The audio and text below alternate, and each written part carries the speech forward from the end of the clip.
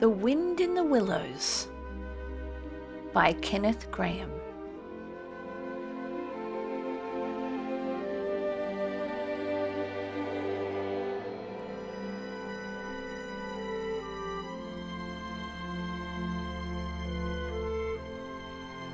Chapter 5.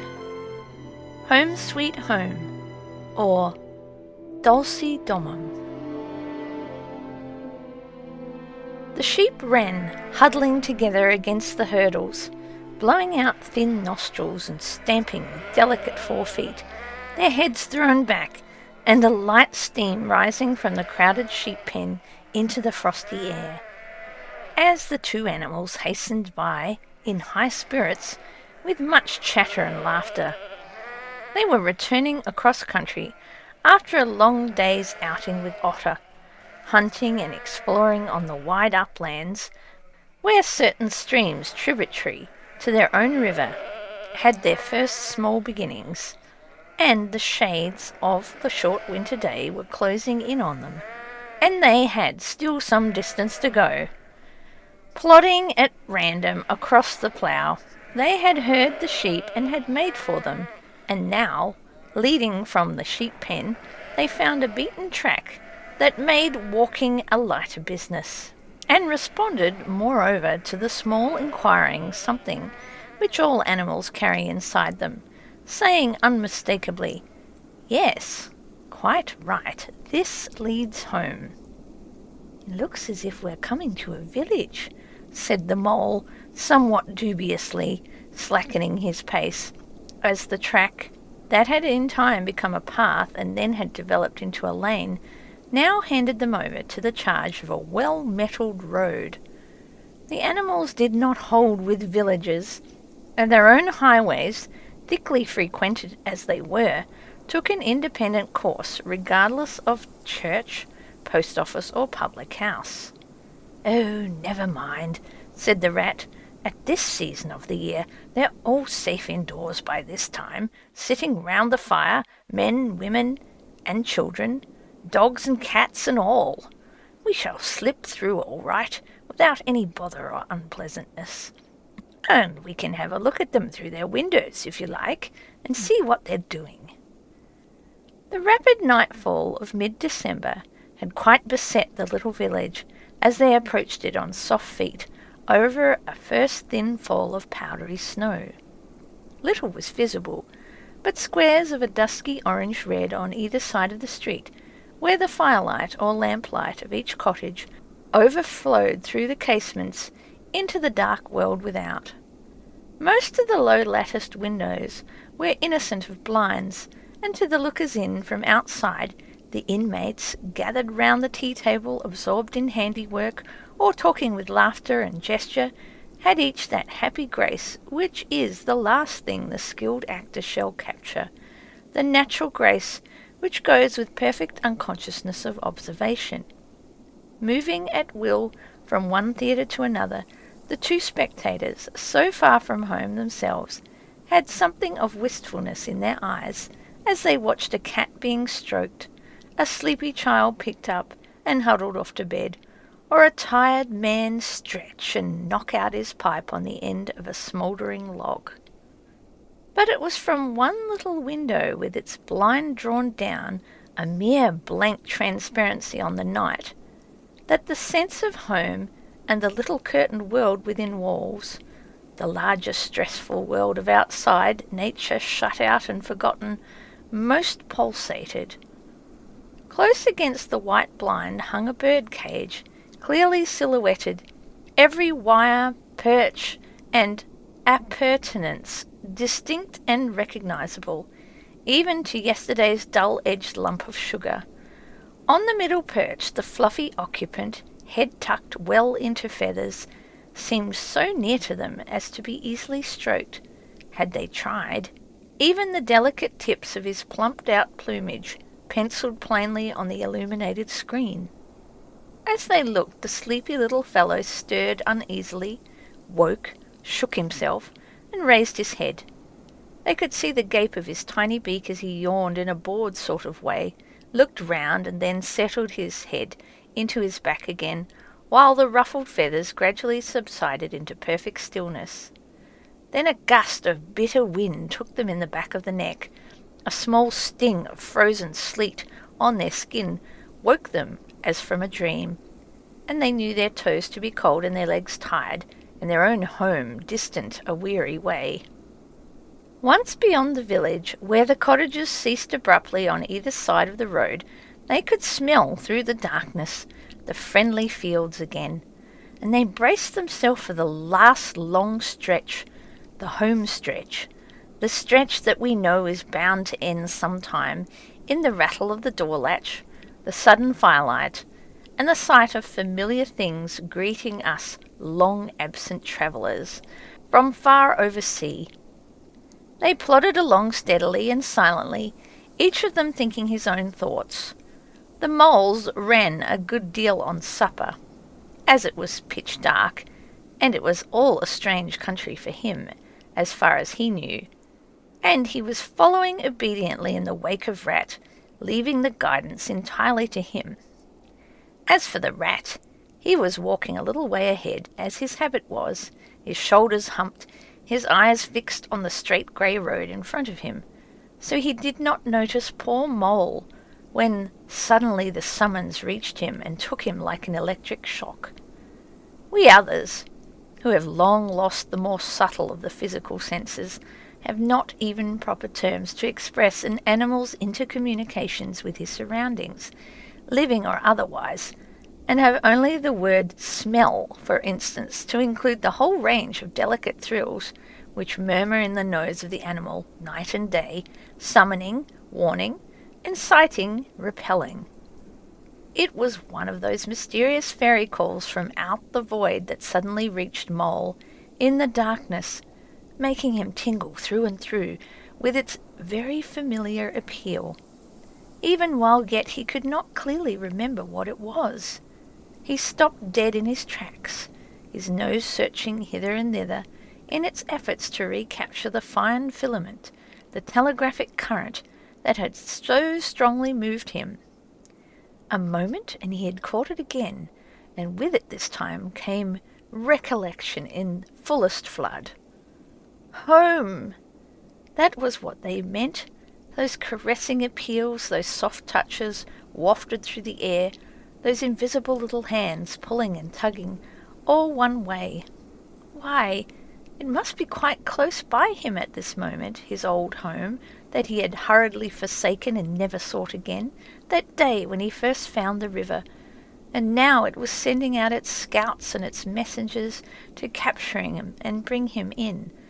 Since his escape on that bright morning he had hardly given it a thought, so absorbed had he been in his new life, in all its pleasure, its surprises, its fresh and captivating experiences. Now, with a rush of old memories, how clearly it stood up before him in the darkness, shabby indeed, and small, and poorly furnished, and yet his, the home he had made for himself, the home he had been so happy to get back to after his day's work, and the home had been happy with him too, evidently, and was missing him, and wanted him back, and was telling him so through his nose, sorrowfully, reproachfully, but with no bitterness or anger, only with plaintive reminder that it was there and wanted him. The call was clear, the summons was plain. He must obey it instantly and go. "Ratty," he called, full of joyful excitement, "hold on! Come back, I want you! Quick!"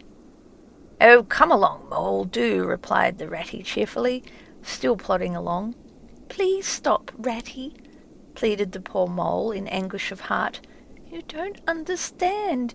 It's my home, my old home. I've just come across the smell of it, and it's close by here, really quite close, and I must go to it. I must. Oh, come back, Ratty, please, please come back." The Rat was by this time very far ahead, too far to hear clearly what Mole was calling, too far to catch the sharp note of painful appeal in his voice, and he was much taken up with the weather, for he too could smell something suspiciously like approaching Snow. "Mole, we mustn't stop now. Really," he called back. "We'll come for it tomorrow, whatever it is you found. But I daren't stop now. It's late and the snow's coming on again, and I'm not sure of the way, and I want your nose, Mole, so come on quick, there's a good fellow." And the rat pressed forward on his way without waiting for an answer. Poor Mole stood alone in the road, his heart torn asunder and a big sob gathering somewhere low down inside him to leap up to the surface presently. He knew, in passionate escape. But even under such a test as this, his loyalty to his friends stood firm. Never for a moment did he dream of abandoning him. Meanwhile, the wafts from his old home pleaded, whispered, conjured, and finally claimed him imperiously. He dared not tarry longer within their magic circle. With a wrench that tore his very heartstrings, he set his face down to the road and followed submissively in the tracks of the rat, while faint, thin little smells still dogged his retreating nose, reproached him for his new friendship and his callous forgetfulness. With an effort, he caught up to the unsuspecting rat, who began chattering cheerfully about what they would do when they got back, and how jolly a fire of logs in the parlour would be, and what a supper he meant to eat, never noticing his companion's silence and distressful state of mind.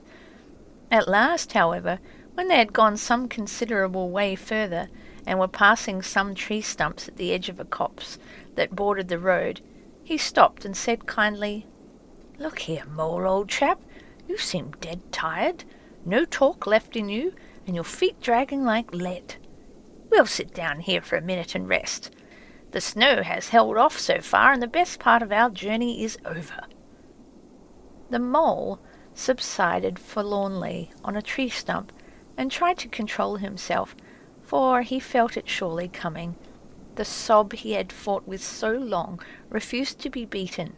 Up and up it forced its way to the air, and then another, and others thick and fast, till poor Mole at last gave up the struggle and cried freely and hopelessly and openly, now that he knew it was all over and he'd lost what he could hardly be said to have found. The rat, astonished and dismayed at the violence of Mole's paroxysm of grief, did not dare to speak for a while. At last he said very quietly and sympathetically, "What is it, old fellow? Whatever can be the matter? Tell us your trouble, and let me see what I can do." Poor Mole found it difficult to get any words out, because the upheavals of his chest that followed one upon another so quickly and held back speech and choked it as it came. "I know it's a shabby, dingy little place," he sobbed forth at last brokenly. "Not like your cosy quarters, or Toad's beautiful hall, or Badger's great house, but it was my own little home, and I was fond of it, and I went away and forgot all about it, and then I smelled it suddenly on the road when you called, and you wouldn't listen, Rat, and everything came back to me with a rush, and I wanted it. Oh dear, and when you wouldn't turn back, Ratty, and I had to leave it, though I was smelling it all the time, I thought my heart would break. We might have just gone and had one look at it, Ratty, only one look. It was close by, but you wouldn't you wouldn't turn back, Ratty, you wouldn't turn back. Oh dear. Recollection brought fresh waves of sorrow, and sobs again took full charge of him, preventing further speech. The rat stared straight in front of him, saying nothing, only patting Mole gently on the shoulder. After a time he muttered gloomily, "I see it all now. What a pig I have been! A pig, that's me, just a pig, a plain pig." He waited till Mole's sobs became gradually less stormy and more rhythmical. He waited till at last sniffs were frequent and sobs only intermittent. Then he rose from his seat, and remarking carelessly, "Well, now, we really better be getting on, old chap. set off up the road again over the toilsome way they had come. "Wherever are you going to, Ratty?" cried the tearful mole, looking up in alarm. "We're going to find that home of yours, old fellow," replied the rat pleasantly. "So you had better come along, for it will take some finding, and we shall want your nose." "Oh, come back, Ratty, do," cried the mole, getting up and hurrying after him. "It's no good, I tell you. It's too late and too dark, and the place is too far off, and the snow's coming, and I never meant to let you know I was feeling that way about it. It was all an accident and a mistake. And think of Riverbank and your supper." "Hang Riverbank and supper too," said the rat heartily. "I tell you, I'm going to find this place now if I stay out all night. So cheer up, old chap, and take my arm, and we'll very soon be back there again." Still snuffling, pleading, and reluctant, Mole suffered himself to be dragged back along the road by his imperious companion, who, by a flow of cheerful talk and anecdote, endeavoured to beguile his spirits back and make the weary way seem shorter.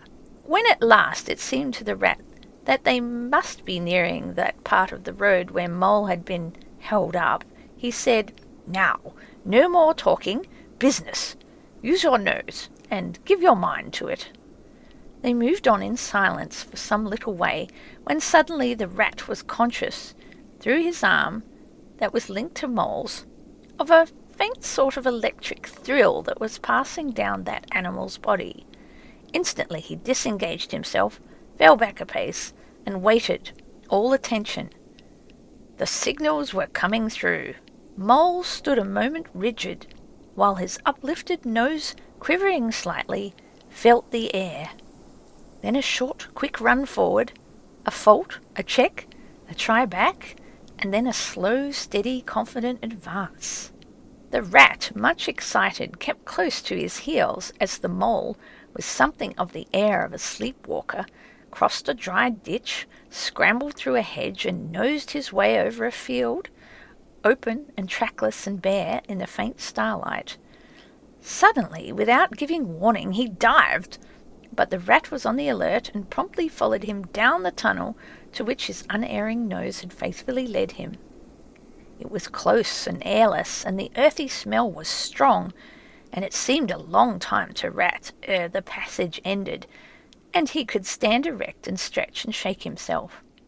The mole struck a match, and by its light the rat saw they were standing in an open space, neatly swept and sanded underfoot, and directly facing them was Mole's little front door, with Mole End painted in Gothic lettering over the bell pull at the side. Mole reached down a lantern from a nail on the wall and lit it, and the rat, looking round him, saw that they were in a sort of forecourt. A garden seat stood on one side of the door, and on the other a roller, for the mole, who was a tidy animal when home, could not stand having his ground kicked up by other animals into little runs that ended in earth heaps.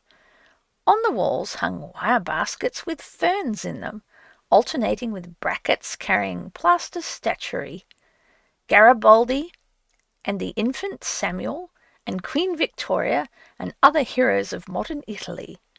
Down on one side of the forecourt ran a skittle alley with benches along it, and little wooden tables marked with rings that hinted at beer mugs. In the middle was a small round pond containing goldfish and surrounded by a cockle-shell border. Out of the centre of the pond rose a fanciful erection clothed in more cockle-shells and topped by a large silvered glass ball that reflected everything, all wrong, and had a very pleasing effect. Mole's face beamed at the sight of these objects so dear to him, and he hurried Rat through the door, lit a lamp in the hall, and took one glance round his old home. He saw the dust lying thick on everything, saw the cheerless, deserted look of the long-neglected house, and its narrow, meagre dimensions, its worn and shabby contents, and collapsed again on a whole chair, his nose to his paws. "Oh, Ratty!" he cried dismally. Why ever did I do it? Why did I bring you to this poor, cold little place on a night like this, when you might have been at Riverbank by this time, toasting your toes before a blazing fire, with all your own nice things about you?" The rat paid no heed to his doleful self-reproaches. He was running here and there, opening doors, inspecting rooms and cupboards, and lighting lamps and candles and sticking them up everywhere. "What a capital little house this is," he called out cheerily. "So compact, so well planned, everything here and everything in its place. We'll make a jolly night of it. The first thing we want is a good fire. I'll see to that. I always know where to find things. So this is the parlour? Splendid. Your own idea, those little sleeping bunks on the wall? Capital. Now, I'll fetch the wood and the coals, and you get a duster, Mole. You'll find one in the drawer of the kitchen table. And try and smarten things up a bit. Bustle about, old chap."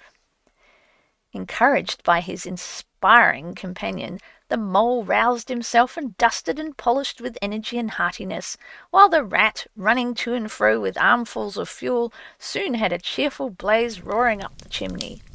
He hailed the Mole to come and warm himself, but Mole promptly had another fit of the blues, dropped down on the couch in dark despair, and burying his face in his duster, "Rat," he moaned, "how about your supper, you poor old cold, hungry, weary animal? I've nothing to give you, nothing, not a crumb." "What a fellow you are for giving in," said the rat reproachfully. "Why, only just now I saw a sardine opener in the kitchen dresser, quite distinctly, and everybody knows that means there are sardines about somewhere in the neighbourhood. Rouse yourself, pull yourself together, and come with me and forage." They went and foraged accordingly, hunting through every cupboard and turning out every drawer. The result was not so very depressing after all, though, of course, it might have been better.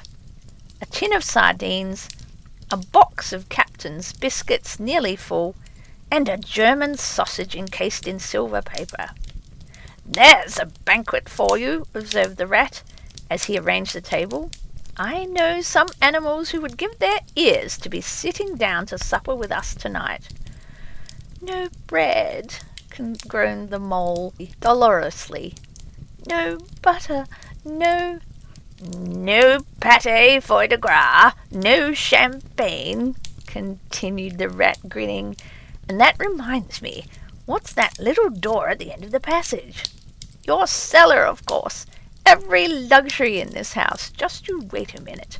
He made for the cellar door and presently reappeared, somewhat dusty, with a bottle of beer in each paw and another under each arm. "Self-indulgent beggar you seem to be, Mole," he observed. "Deny yourself nothing. This is really the jolliest little place I ever was in. Now, wherever did you pick up those prints? Make the place look so homelike they do. No wonder you're so fond of it, Mole. Tell us about it, and how you came to make what it is." Then, while the rat busied himself fetching plates and knives and forks and mustard, which he mixed in an egg cup, the Mole, his bosom still heaving with the stress of his recent emotion, related, somewhat shyly at first, but with more freedom as he warmed to his subject, how this was planned and how that was thought out, and how this was got through a windfall from his aunt, and that was a wonderful find and a bargain, and this other thing was bought out of laborious savings, and a certain amount of going without. His spirits finally quite restored, he must needs go and caress his possessions and take a lamp and show off their points to his visitor, and expatiate on them, quite forgetful of the supper they both so much needed. Rat, who was desperately hungry but strove to conceal it, nodding seriously, examining with a puckered brow, and saying "wonderful" and "most remarkable" at intervals when the chance for an observation was given him.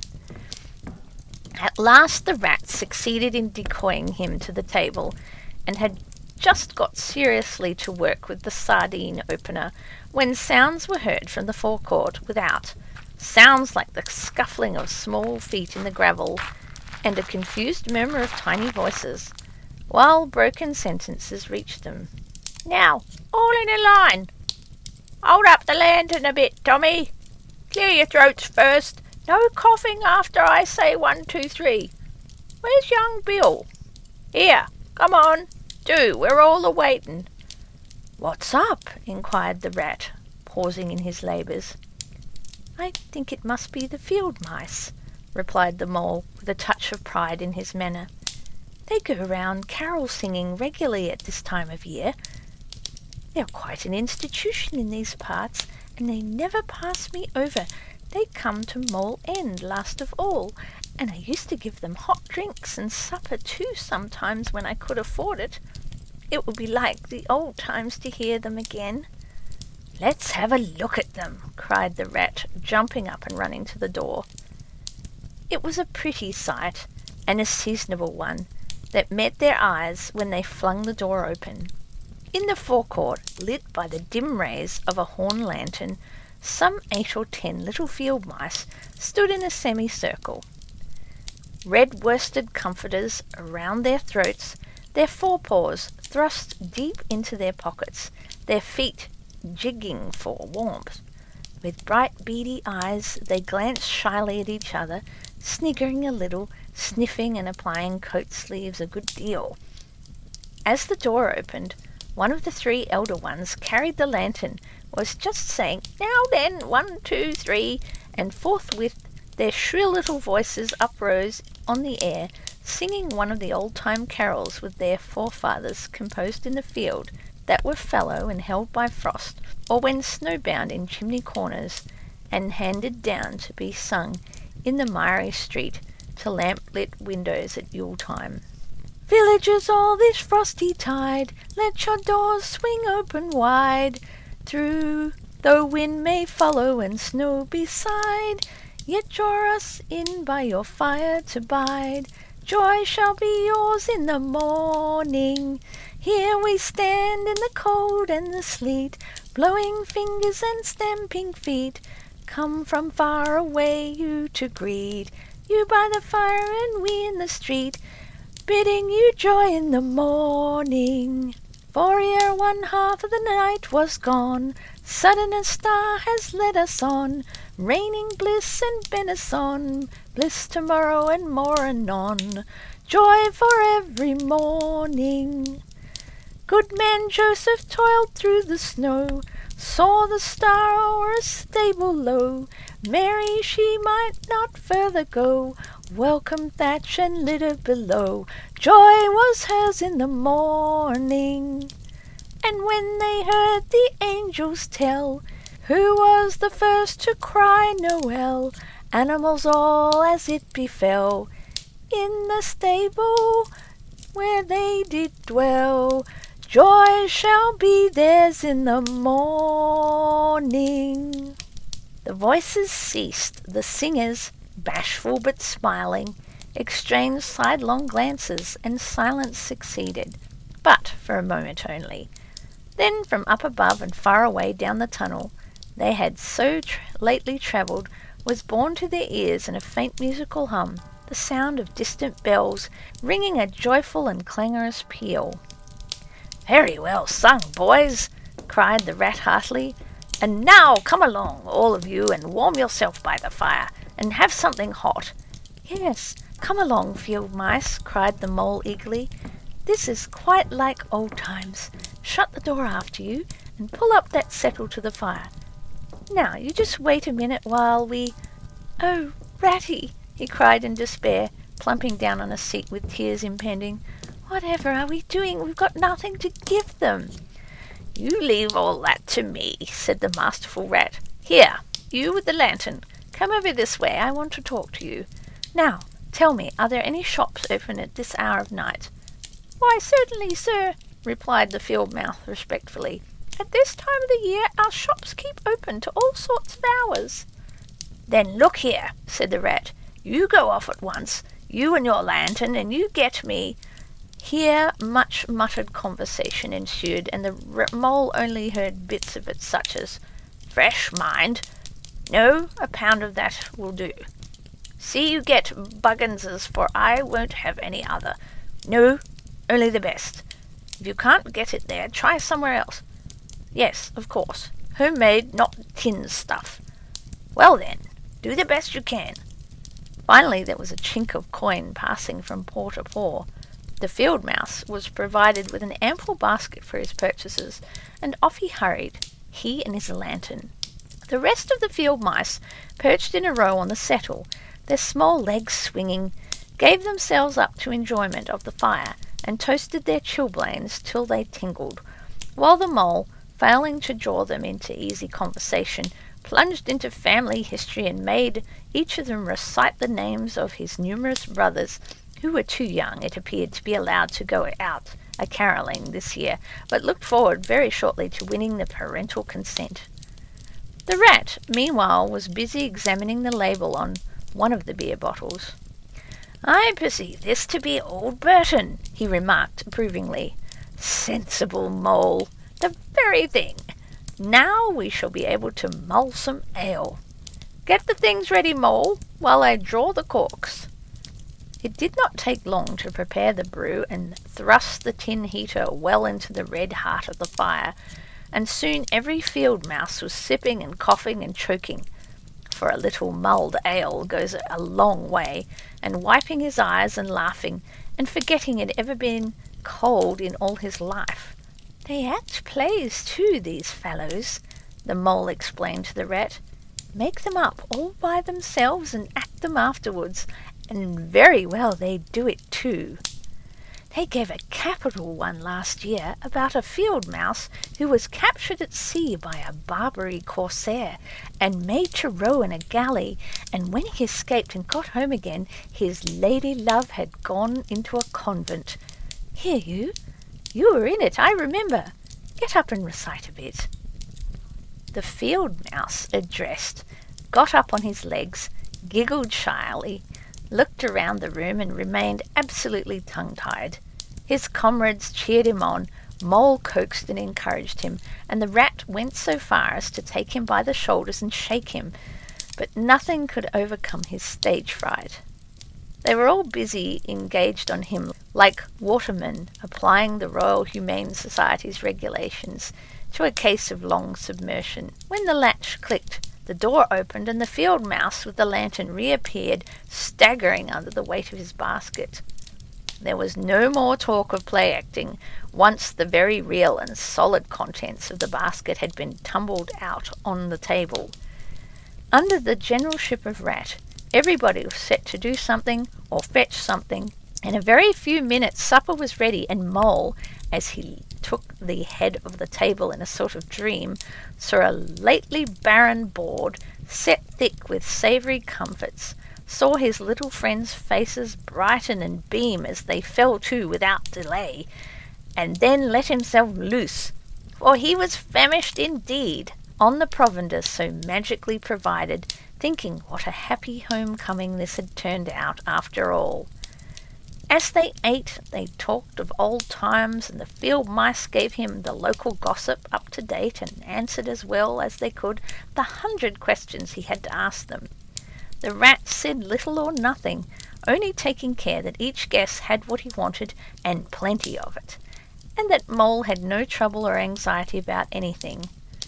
They clattered off at last, very grateful and showering wishes of the season, with their jacket pockets stuffed with remembrances for the small brothers and sisters at home.